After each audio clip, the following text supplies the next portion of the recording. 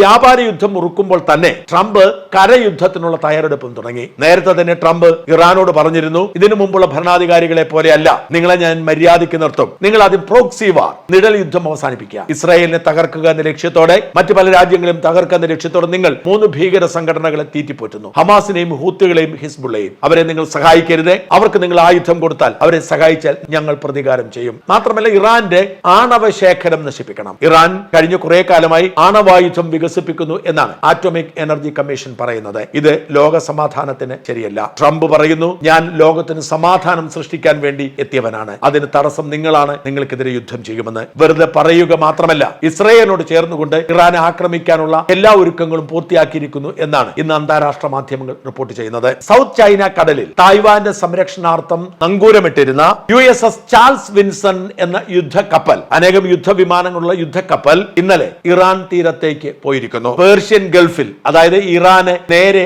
അഭിമുഖമായി ഈ യുദ്ധക്കപ്പൽ ഇപ്പോൾ നങ്കൂരമിട്ടിരിക്കുന്നു. ഇവിടെ ഇതിനോടകം തന്നെ മറ്റൊരു യുദ്ധക്കപ്പൽ USS ഹാരി എസ് ട്രൂമാൻ നങ്കൂരമിട്ടിട്ടുണ്ട്. ഇറാനെ മുഴുവൻ ആക്രമിക്കാൻ കഴിയുന്ന യുദ്ധവിമാനങ്ങളും മുങ്ങിക്കപ്പലുകളും ഒക്കെ ഉൾപ്പെടുന്ന സംവിധാനമാണ് ഈ യുദ്ധക്കപ്പലുകൾ. അതാണ് ഇപ്പോൾ വീണ്ടും ഇറാൻ തീരത്തേക്ക് എത്തിച്ചിരിക്കുന്നത്.